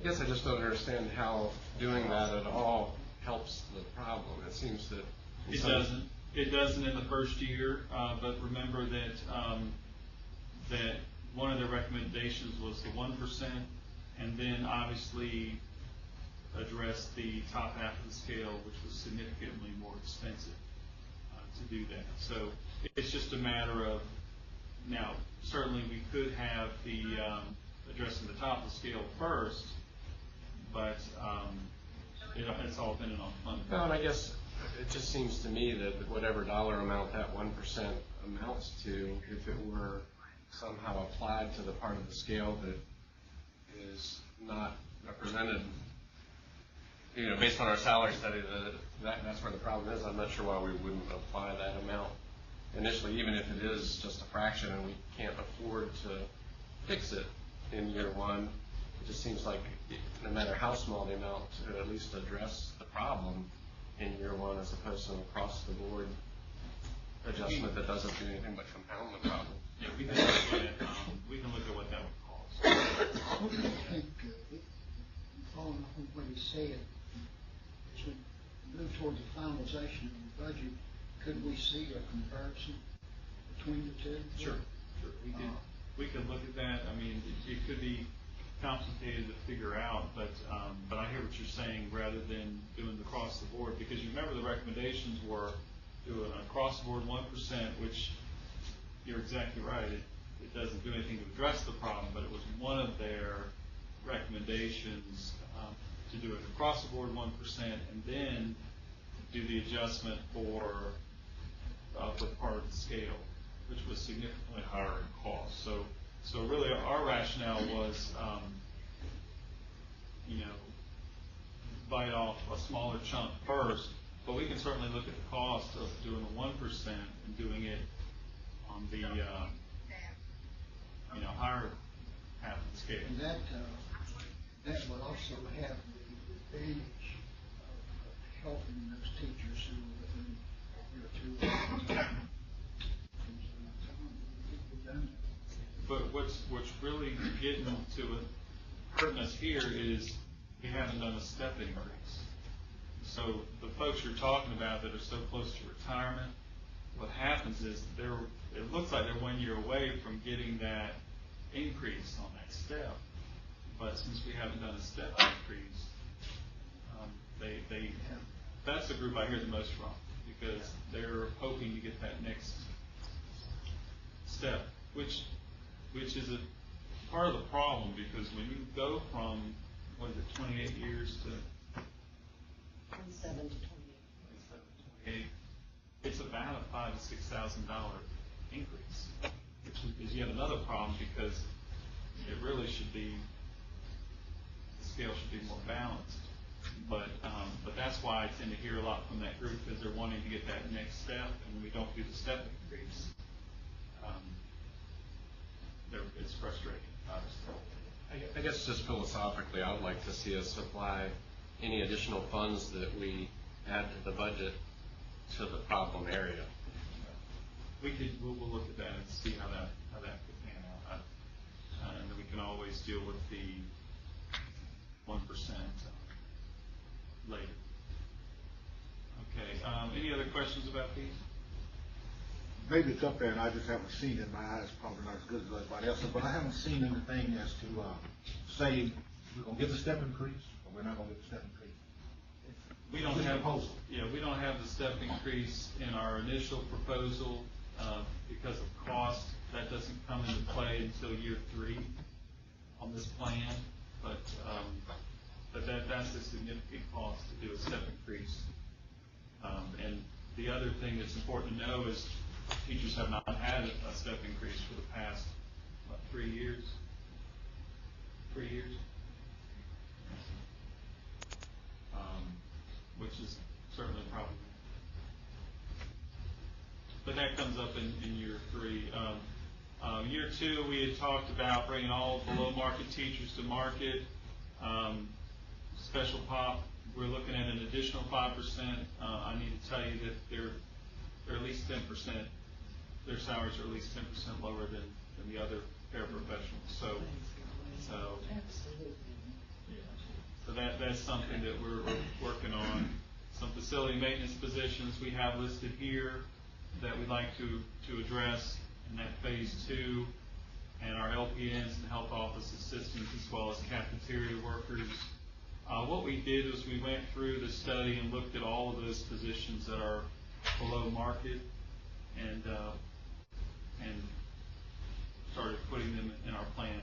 By the way, this is our initial thinking on this, and I appreciate the input because we have not finalized the plan, because what we'll do is ask you for approval once we tighten this up. But in phase 3, we looked at, there's that step increase, Mr. Miller, that you're talking about. But again, all of these things have significant costs tied to them. So, and all of it's contingent on funding. So I just wanted you to know our initial thinking. I can't tell you how many recommendations we got from the salary study, but this is our attempt to pull out the pieces that we want to focus on moving forward. Now, some things that I heard from the board that I want to make sure that I have clarification on. You did talk about equitable stipends for extracurricular sponsors and coaches. I also heard, I believe that, Mr. Zarin, to clarify, I believe that you asked for a restoration of coaching stipends. Was that on your list? Well, we restored half the cut last year, and I'd like to try to restore the rest. And I would mention that the salary study recommended we go much higher than that for extracurricular stipends. Well, the salary study said that if we want to increase the stipends, we just increase our starting point. Oh, that's fine. Wherever we do it, that's fine with me. Yeah, they didn't give a recommendation on increasing it. They just told us that they like the way we're doing it, and if we wanted to increase it, clarify if I'm wrong. They just said to increase the starting number. They like the way we're doing it, but they recommended we increase it the way I remember it. Now, I could be wrong. I don't believe that's what. I think they knew that we talked about increasing it, and I think they said just increase your starting number. Bullet point number 1 really wouldn't require any change. It's just that it had come to our attention that it wasn't being applied equitably across all activities, but by the same token, it does have budgetary impact. I don't think we're talking about necessarily changing anything unless we change the starting point. It's just saying let's make sure that it's being applied equitably across all extracurricular activities. I also think that it has to do with our thinking on how, or if we feel there's a difference between a band director and a football coach. Because as we've talked about, band directors don't get years of experience included in there. And the rationale that I've determined is because it's their primary teaching job, and then they have extra duties attached to that, versus a football coach that has, they teach during the day, and they have this. Right. I guess the only problem with that is that, it's not mandated contractually that our schools have some of the extracurricular band activities, correct? And those are generally you expect the band director when they're hired to have those duties. But isn't what's available and what's offered somewhat to the discretion of the department in terms of whether you have a winter guard or a marching band or a jazz ensemble? We don't have representation of everything that's possible. There's no jazz ensemble currently at Bassett. I don't know if there is at Magna Vista. So my point being, there is some discretion to that individual, much like there was a day when every phys ed teacher was a coach of something, and that's not necessarily the case, nor is it, I believe, our unspoken expectation. You're right, you can't require them to coach, but generally what happens in reality is when they're hired, they're usually asked during the interview or told that you'll be expected to coach, and that there's a stipend attached to it. And that's the expectation, because of course you want to hire the best teacher first, and then coaching obviously would be a secondary thing to that. But generally, you all can attest to that, right, Mrs. Fair? That usually, Mrs. Fair always tells her story about when she was hired.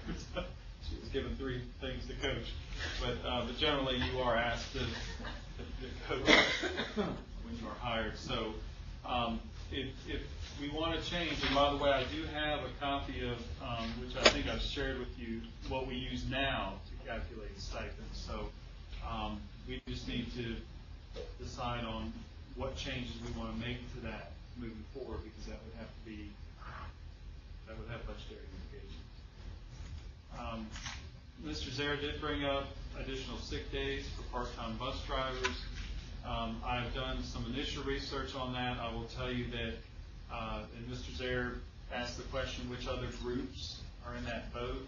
We do have several other groups of staff members who do not receive sick days. And one of the concerns that I have in that regard is that if we go down that path, we could have an equity issue. But let me send you a copy of my initial look at that. We have, first of all, bus drivers get 1 personal day a year. They can accumulate up to 3. In addition, they get a 60-40 day. I'm reading this correctly. Some of them do. Some of them do. Some of them get a 60-40 day. Those must be the ones that have the medical insurance. So technically, they can accumulate up to 3 personal days, and they can carry those forward. And then, so essentially, the next year they'll get a 4th one, but they have to use one of those, or they'll lose it. They won't be able to carry it forward.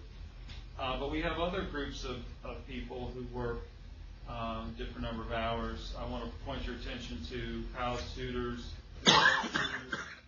part-time paraprofessionals, part-time teachers. We have school nutrition workers.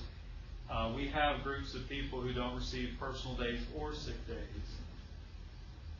So my only caution here is if we start looking at adding sick days for bus drivers, you're going to create an equity issue. If you look at bus drivers working 4 hours You've got other people here who work more than 4 hours a day, and they're not getting the same benefit. So that's my caution if we go down this road. I agree with you, Dr. Cotton. I mean, if we're gonna do something for somebody, we need to do it for everybody. So I agree with your concern. So You're just gonna give the cost figure, what it would cost to be fair and equitable to everybody, what it would cost. to look at everybody. Right. And I can do that, if that's what the board wants me to Right, like- spend time on, but I need to know, because this will be some time that we'll have to spend. It's hard to predict the cost for sick days. The other thing you have to think about is, you don't want to tell them use them or lose them, because they're gonna, Right. they're gonna exhaust their sick days, and basically you're gonna, so you're gonna have to plan on letting them carry them forward. So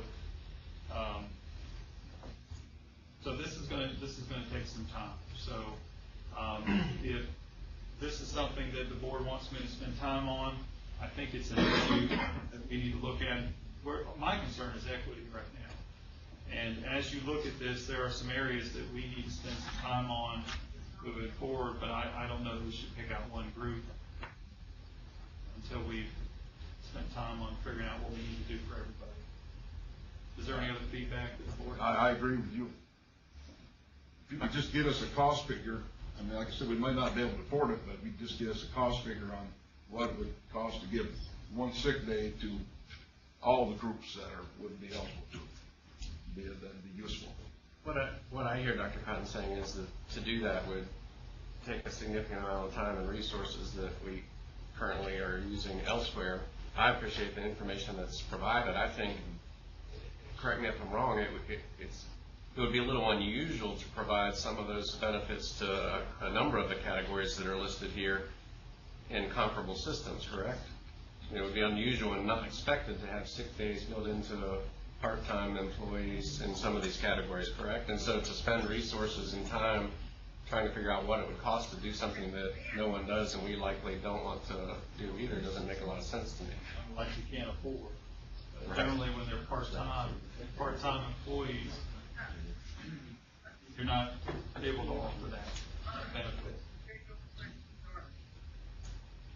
So, I don't know, I need to get some feedback from the board on it, because again, this is gonna be significant time for staff to work on. So if you want me to continue to work on this, or if this is something you want me to, I mean, naturally, we're gonna be spending some time on this anyway, because we wanna make sure we don't have inequities, because that's why I asked for this comparison, because the minute that Mr. Darrett started talking about this, I said, well, we have other groups that are in this boat. So I didn't want to single a group out and provide a benefit that others do not get. But we're looking at this anyway. But So if you're gonna look at something anyway, that's fine to me. Just do what you can on it. That's all we can do at this time. I just wanted to make sure you're aware of the issue. Increased pay for substitute drivers, Mr. Dare brought that up, and we agree with that, and that's in our proposal as well. We were on the same lines with that thinking. You also talked about the salary study, and we implemented some thoughts. We shared some thoughts on that today, and I just got a thought that we'll look into. Looking at that 1%, maybe addressing the second half of the scale versus the beginning of the scale. We could see what that would look like moving forward. Also, Dr. Stanbaugh, you brought up the capital improvement budget line. Generally, what we've done in the past is we've tried to save close to $1 million in our existing budget to use as carry forward for capital improvement projects. Certainly, we would like to have a line for that so that we don't have to guess and hope that we'll have money for that. So the only question is, what would that amount be? Right now, we have historically been trying to reserve about $1 million in that line, wouldn't you say? We probably could use about $10 million, right? But we've been trying to reserve at least $1 million in that area, so that might be where we start. but I think it's important. Apparently, other systems are doing this, so we're not inventing something new. So could we see what others are doing to get some idea as to what we should do? Sure we can. Larger school divisions have a capital improvement, a CIP budget. That's, and depending on the size of the school division, that can be, I mean, I want to say that when I was in Virginia Beach, it was probably 17 million. 17 million. I think it was 71 million, excuse me. I think it was much higher than that. But the nice thing about that is you have, that's a big difference. The nice thing about that is you have a plan, and then you can start implementing things using that funding. Of course, ours won't be that high, but wouldn't it be nice to have, so that Keith doesn't have to wait and find out what we have at the end of the year. The other danger was relying on carry forward, because it might be years that we won't get to carry it forward. You're right. So we agree with that, and we'll continue to look at how we can implement that as well. Just as reminders, we have some updates on some things coming up. The Teacher Advisory Committee, I'm going to meet with them to talk budget next week. We also have a roundtable meeting at Magna Vista that I'll be there to share initial information on the budget and get feedback. We also have the Classified Advisory meeting. This board has a public input hearing on the 22nd, so I just want to make sure you're aware of that coming up. We also have the Student Advisory Committee. They're always fun to meet with and talk about budget as well. I also want to remind the community, and we'll continue to put this out, that we have an email from budget feedback that we hope people will use to provide input as we move through the budgetary process. Are there any questions or thoughts? We're still at the very beginning stages here. And what I appreciate is I feel the board has been, for the past couple of years, you're all getting more and more, you're providing more and more input, and that's because I think we've created those opportunities for input. I want to make sure the board weighs in on the budget.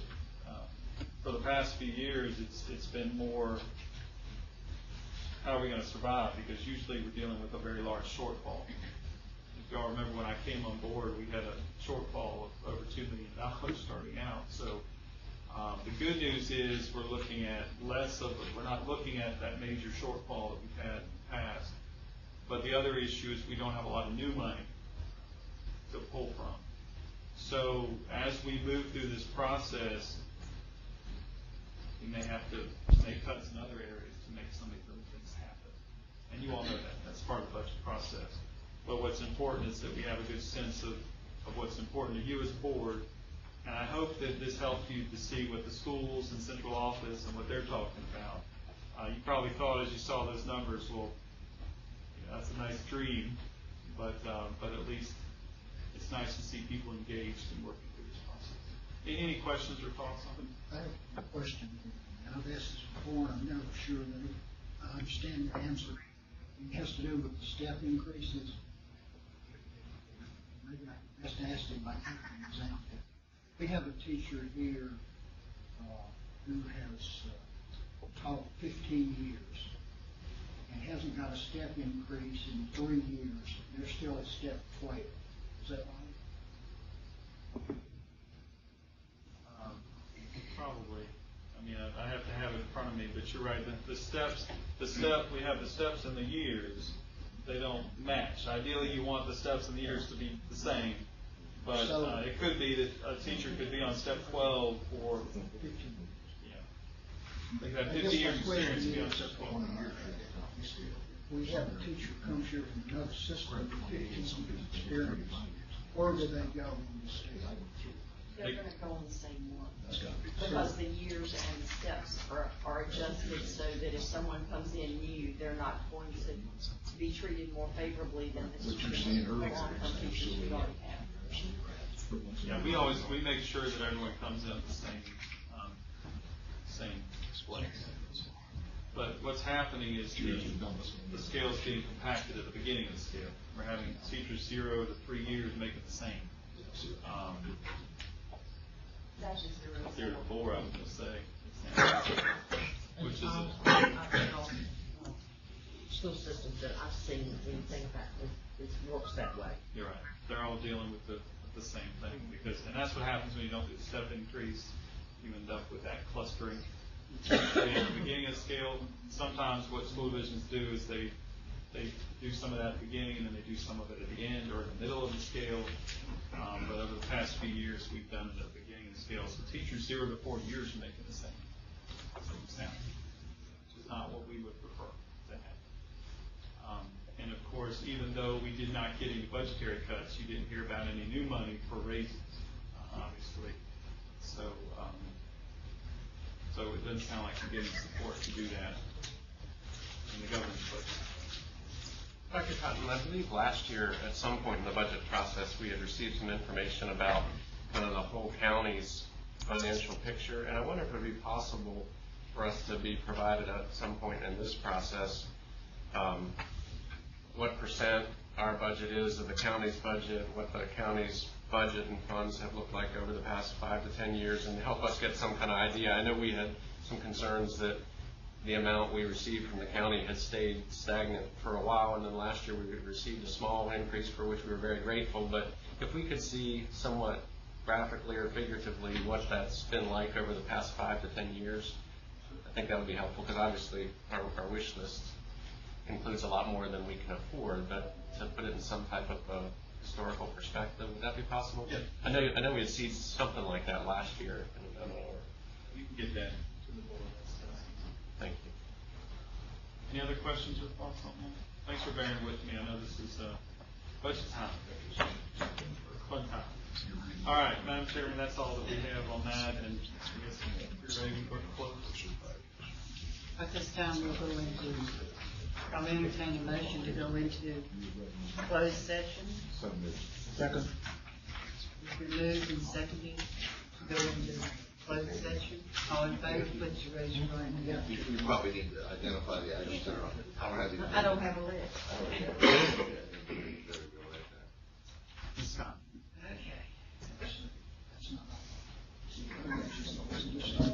There's just three. It's just three items. The items in executive session are,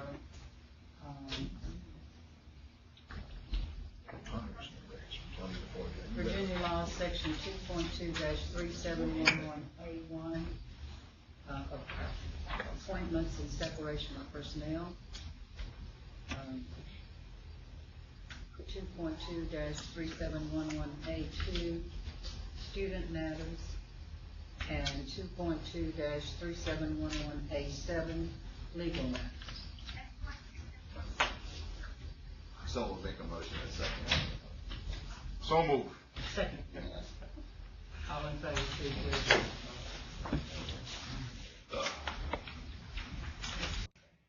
I'll entertain a motion to return to open session. So move. Second.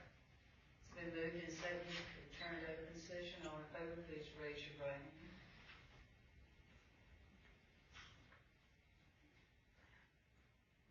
There it is, Dr. Steinbach, Board of Ordinance. You voted. We have several motions coming out of executive session today. We'll let Dr. Steinbach read. He has the first. I move in student case number 5EXP-15 that the student be long-term suspended from the Henry County Schools for 365 days with permission to attend the Center for Community Learning. Second. It has been moved and seconded that the young man be allowed to attend the Center for Community Learning. All in favor of the motion, please make it known by raising your right hand. Mr. Zaire, you have two, I believe. Yes, Madam Chairman, I move in student case number 6EXP-15 and 7EXP-15, that the student be expelled from Henry County Public Schools for 365 days without access to alternative services. For a second. Second. Been moved and seconded. All in favor of the motion, please make it known by raising your right hand. And also, Madam Chairman, I move in student case number 16RE-15, I move that a student be released from compulsory attendance under 22.1-254B.1 of the Code of Virginia based on the affidavit or declaration submitted to the school board. Is there a second? Second. All in favor of the motion, please make it known by raising your right hand. Mr. Hawker. I move in student case number 8EXP-15 that the student be expelled from the Henry County Schools for 365 days without access to alternative services. Second.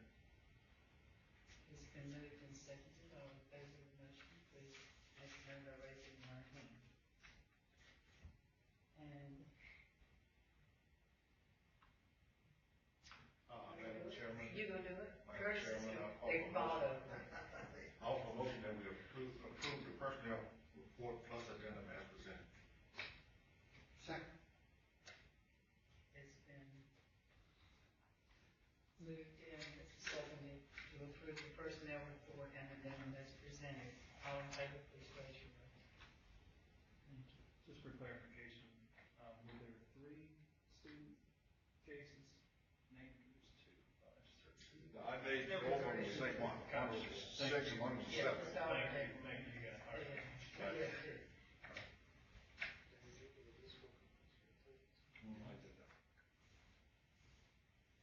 That's what threw me.